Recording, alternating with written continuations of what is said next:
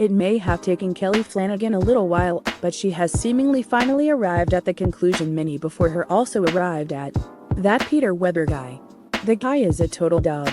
The former Bachelor suitor who finished 7th on Weber's season, only to then date the lead star seriously for several months after the series concluded, was a guest this week on the Chicks in the Office podcast.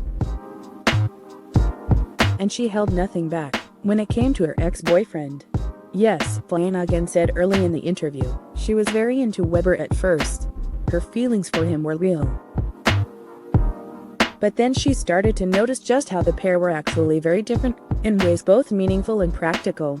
It's not a bad thing, but he loves Pokémon cards and he loves playing video games and he loves going out and partying, she said. There was a while where I was trying to convince myself that that's what I liked, and I was like, alright, Kelley, let's be honest with yourself. Does that add up for you?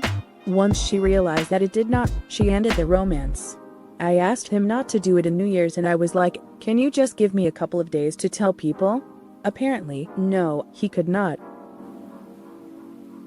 Love is a funny thing, Weber wrote at the time as a caption to a lovely photo of the pair, adding, it can make you feel on top of the world and it can make you feel a pain you wish didn't exist.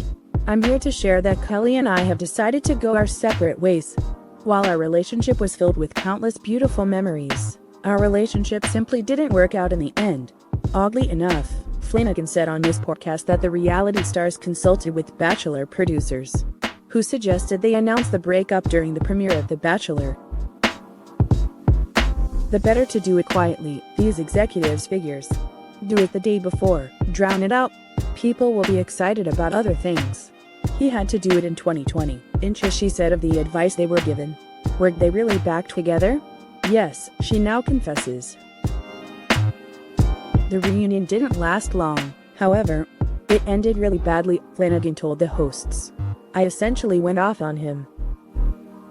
I ended up leaving New York and going to one of my girlfriend's houses and hanging out with her.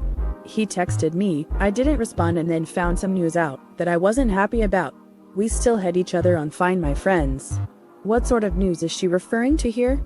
There's a lot of things that you hear. This world is very small. I get stopped by girls in Nashville and they're like, my friend hooked up with Peter last week, she said. So it sounds very much like Weber was cheating on her. This is the same person, remember, who chose Madison Pruitt to be his Bachelor winner, only to dump her weeks later. Only to then date contestant Hannah Anslis for a bit. Only to also dump her, start dating Flanagan. The guy gets around, there's no denying that. Kelley added that she eventually told the frequent lover to get the hell out of my life, and no longer speaks to him or responds to his messages. He messaged me the other day and I'm just not responsive, she said. This isn't the first time Kelley has opened up about their split, either. She previously confided in Caitlin Bristow about Weber's decision to announce their breakup against her, which is, remembering it as follows, I essentially asked him if I could have a couple of days to process it myself before we let the entire world know.